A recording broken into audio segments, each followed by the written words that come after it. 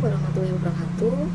Mohon izin, kami dari kelompok 8 akan menyampaikan materi tentang kesehatan lingkungan global, tantangan dan peluang, bagaimana lingkungan mempengaruhi kesehatan masyarakat global, dan strategi untuk mengurangi dampak negatifnya dari mata kuliah Global Health dan dosen pengampu Dr. Insinyur Syahrial Sadik, MM, MM, MSI. Untuk anggota kelompok 8 sendiri ada 5 orang. Yang pertama yaitu Humaira Afifah, yang kedua Naila Mutiara Nabila, yang ketiga saya sendiri yaitu Hema Eka Vita Tanjuriana, yang keempat Sylvia Novita Sari, dan yang kelima Marlina Fionora. Baik, saya akan menyampaikan materi mengenai pendahuluan tentang paparan kali ini. Kesehatan lingkungan global merupakan salah satu isu penting dalam kesehatan masyarakat. Perubahan kondisi lingkungan yang dipengaruhi oleh aktivitas manusia seperti industrialisasi, urbanisasi, deforestasi, serta peningkatan emisi gas rumah kaca telah memberikan dampak signifikan terhadap kesehatan manusia di seluruh dunia. Lingkungan yang tidak sehat dapat meningkatkan risiko berbagai penyakit menular maupun penyakit tidak menular, serta memperburuk kualitas hidup masyarakat. Menurut WHO tahun 2023, diperkirakan sekitar 24% dari total kematian di dunia berkaitan dengan faktor lingkungan. Yang selanjutnya, menurut laporan State of Global Air, juga menunjukkan bahwa polusi udara menyebabkan sekitar 8,1 juta kematian di dunia pada tahun 2021 dan menjadi salah satu faktor risiko kesehatan terbesar secara global menurut Health Effect Institute 2024. Kemudian, perubahan iklim juga menjadi ancaman serius terhadap kesehatan masyarakat global. Menurut laporan Lancet Countdown on Health and Climate Change menunjukkan bahwa peningkatan suhu global telah menyebabkan peningkatan signifikan dalam kematian terkait panas meningkat sekitar 23%. Kemudian, berbagai permasalahan tersebut menunjukkan bahwa kesehatan manusia sangat dipengaruhi oleh kondisi lingkungan. Oleh karena itu, diperlukan upaya komprehensif untuk memahami hubungan antara lingkungan dan kesehatan masyarakat, serta merumuskan strategi yang efektif dalam mengurangi dampak negatif lingkungan terhadap kesehatan manusia. Konsep dasar kesehatan lingkungan global. Kesehatan lingkungan sendiri merupakan cabang ilmu kesehatan masyarakat yang mempelajari hubungan antara faktor lingkungan dengan kesehatan manusia. Menurut WHO, kesehatan lingkungan mencakup seluruh aspek kesehatan manusia yang dipengaruhi oleh faktor lingkungan, fisik, kimia, dan biologi, serta faktor terkait perilaku manusia terhadap lingkungan tersebut. Lingkungan meliputi berbagai komponen seperti udara, air, tanah, serta kondisi sosial yang dapat mempengaruhi kesehatan individu maupun masyarakat. Konsep kesehatan lingkungan global juga semakin berkembang seiring dengan meningkatnya kesadaran bahwa berbagai masalah kesehatan modern berkaitan erat dengan kondisi lingkungan. Lingkungan memiliki pengaruh yang sangat besar terhadap kesehatan manusia karena berbagai faktor lingkungan dapat menjadi sumber paparan yang berpotensi menyebabkan penyakit. Sedangkan determinan kesehatan merupakan faktor-faktor yang mempengaruhi status kesehatan individu maupun masyarakat. Ada beberapa faktor, yang pertama ada faktor lingkungan, yang kedua ada faktor perilaku, ketiga ada pelayanan kesehatan, dan yang keempat ada faktor genetik. Faktor lingkungan sendiri merupakan salah satu determinan kesehatan yang paling besar pengaruhnya terhadap kesehatan manusia. Lingkungan yang tidak sehat dapat meningkatkan risiko berbagai macam penyakit. Kedua, faktor perilaku. Perilaku manusia juga memiliki pengaruh besar terhadap kesehatan. Misalnya merokok, konsumsi alkohol, maupun pola makan yang tidak sehat. Yang ketiga ada pelayanan kesehatan. Ketersediaan dan kualitas pelayanan kesehatan juga akan mempengaruhi status kesehatan masyarakat. Pelayanan kesehatan yang baik dapat membantu dalam pencegahan dan pengobatan berbagai macam penyakit. Yang selanjutnya ada faktor genetik. Ini berkaitan dengan kondisi biologis yang diwariskan dari orang tua kepada anak. Beberapa penyakit seperti diabetes, hipertensi, dan penyakit jantung itu memiliki komponen genetik yang dapat meningkatkan risiko seseorang untuk mengalami penyakit tersebut. Baik, selanjutnya yaitu pencemaran lingkungan. Menurut Undang-Undang Pokok Pengelolaan Lingkungan Hidup Nomor 4 Tahun 1982, pencemaran lingkungan adalah masuknya makhluk hidup, zat, energi, dan atau komponen lain ke dalam lingkungan atau berubahnya tatanan lingkungan oleh kegiatan manusia atau oleh proses alam sehingga kualitas lingkungan turun sampai ke tingkat tertentu yang menyebabkan lingkungan menjadi kurang atau tidak dapat berfungsi lagi sesuai dengan peruntukannya. Sumber pencemaran lingkungan terbagi menjadi dua, yaitu sumber antropogenik dan sumber alami. Sumber antropogenik adalah sumber pencemaran yang disebabkan oleh berbagai aktivitas manusia yang menghasilkan berbagai polutan kimia dan biologis. Contohnya seperti emisi kendaraan bermotor, aktivitas industri, pembakaran bahan bakar fosil, penggunaan pestisida pertanian, limbah domestik, dan rumah tangga. Adapun sumber alami yaitu pencemaran yang berasal dari proses alam tanpa campur tangan manusia.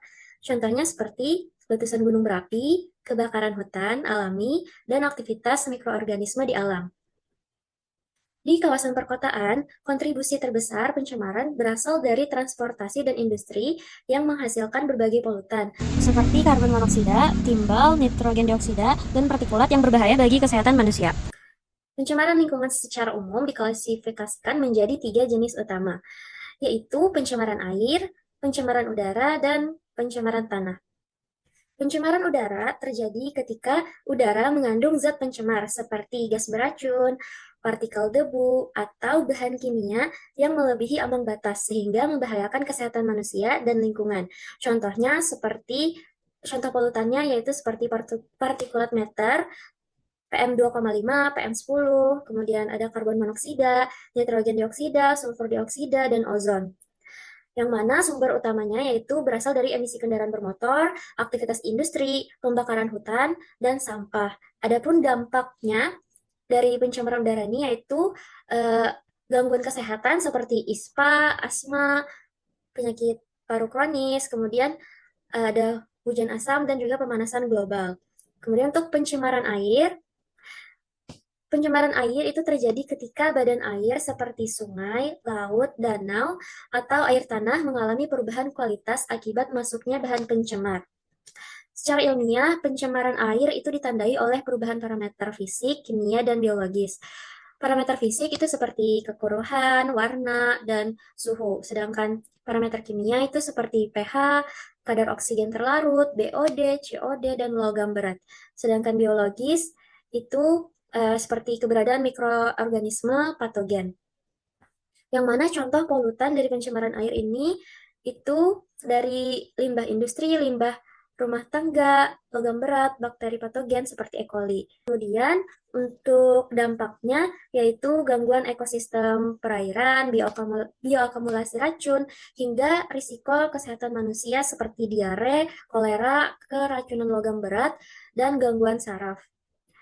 Selanjutnya itu pencemaran tanah itu terjadi akibat masuknya bahan kimia atau limbah yang merusak kualitas tanah dan berpotensi mencemari rantai makanan.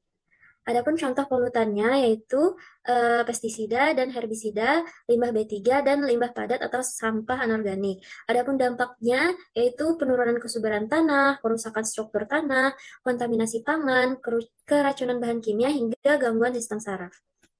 Dalam perspektif epidemiologi lingkungan, paparan terhadap polutan atau zat pencemar dapat memicu gangguan kesehatan baik secara akut maupun kronis.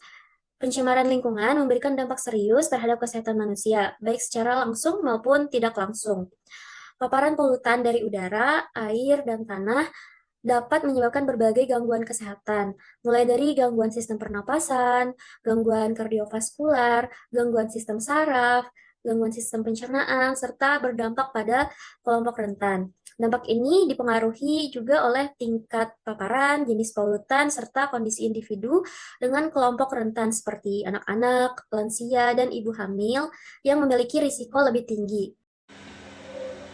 Perubahan iklim didefinisikan sebagai perubahan pola iklim global atau regional yang berlangsung dalam jangka panjang akibat faktor alami dan aktivitas manusia, seperti emisi gas rumah kaca. Selanjutnya itu hubungan perubahan iklim dengan penyakit. Perubahan iklim mempengaruhi kesehatan melalui perubahan ekosistem, kualitas air dan udara, ketersediaan pangan, frekuensi bencana alam, dan berdampak meningkatkan resiko penyakit menular dan tidak menular. Berikut adalah jenis penyakit terkait perubahan iklim. Yang pertama yaitu penyakit berbasis air seperti diare, kolera, dan hepatitis A. Yang kedua ada penyakit akibat panas seperti heat stroke, dehidrasi, dan gangguan kardiovaskular. Dan yang ketiga, penyakit berbasis vektor seperti DBD, malaria, dan chikungunya. Dan yang terakhir ada penyakit pernapasan seperti ISPA, asma, dan penyakit paru kronis. Pengertian dampak sosial. Apa sih dampak sosial? Dampak sosial adalah perubahan yang terjadi pada masyarakat yang dimana akibat suatu masyarakat, aktivitas, atau peristiwa tertentu. Kesehatan lingkungan global mempelajari hubungan lingkungan dengan kesehatan manusia secara global. Contohnya seperti pembangunan, bencana, dan kebijakan. Selanjutnya juga kita pahami, yaitu ada pengertian kerentanan masyarakat. Apa sih kerentanan masyarakat? Adalah kondisi ketidakmampuan masyarakat dalam menghadapi ancaman atau risiko yang dimana dipengaruhi beberapa faktor ekonomi, sosial, dan lingkungan. Jenis dampak sosial yang positif yaitu ada peningkatan ekonomi, selanjutnya ada akses fasilitas meningkat, dan kedua yaitu ada dampak negatif yang dimana ada konflik sosial, ketimpangan sosial. Selanjutnya juga ada pencemaran udara menyebabkan ISPA, asma, penyakit jantung, sumber dari kendaraan dan industri. Air dan sanitasi yang buruk juga bisa menyebabkan diare, kolera, tipes, kurangnya akses air bersih, meningkatkan juga risiko penyakit yaitu menular. Ya, kelompok rentan yaitu ada anak-anak, lansia, perempuan, masyarakat miskin, penyandang disabilitas, kelompok sosial terhadap kerentanan juga yaitu ada kemiskinan meningkat, akses kesehatan menurun, pengangguran, dan selanjutnya juga tantangan kesehatan lingkungan global yaitu adanya urbanisasi secara cepat, kurangnya infrastruktur sanitasi, ada perubahan iklim global. Peluang juga di dalam kesehatan lingkungan ada peluang dalam kesehatan lingkungan, kebijakan global SDGs, edukasi dan promosi kesehatan. Selanjutnya ada juga strategi mengurangi dampak negatif, yaitu ada kebijakan dan regulasi, pengendalian emisi, pengolahan limbah yang aman, standar kualitas air dan udara. Selanjutnya juga ada peningkatan akses air bersih, yaitu pembangunan sanitasi, penyediaan air minum yang layak. Jadi slide ini yaitu implementasi strategi mitigasi kambing betutu pada 3 pilar operasional utama. Yang pertama yaitu pilar teknis, fokus pada adopsi teknologi presisi untuk meminimalkan emisi dan limbah langsung dari sumbernya. Kemudian yang kedua, pilar regulasi, yaitu meningkatkan pada pengawasan ketat standar baku mutu lingkungan dan ketegasan hukum bagi pelanggannya. Ketiga, pilar sosial, mendorong kemandirian masyarakat dalam penyediaan sanitasi dan peningkatan kesadaran lingkungan. Dan selanjutnya, di slide ini, mari kita lihat penerapan praktisnya pada 3 media utama, yaitu media udara, air, dan tanah. Di sektor udara, fokus kita adalah mencegah penyakit ISPA melalui pengawasan emisi pabrik dan edukasi hak warga atas lingkungan sehat. Untuk media air, strategi utamanya adalah menerapkan sistem penyaringan rumah, tangga, dan sosialisasi perilaku hidup bersih dan sehat, yang biasa kita kenal singkatannya PHBS, guna menekankan kasus diare.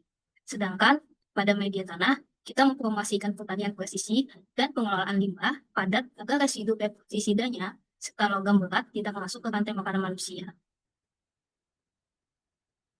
Jadi, sebagai kesimpulan, lingkungan yang tercemar adalah determinan utama kesehatan global. Keberhasilan kita dalam mengurangi dampak negatif ini sangat bergantung pada sinergi antara kebijakan pemerintah yang kuat, inovasi teknologi industri yang ramah lingkungan, serta partisipasi aktif masyarakat. Hanya dengan kolaborasi inilah kesehatan masyarakat global dapat terjadi. Sekian presentasi singkat dari kelompok 8. Terima kasih.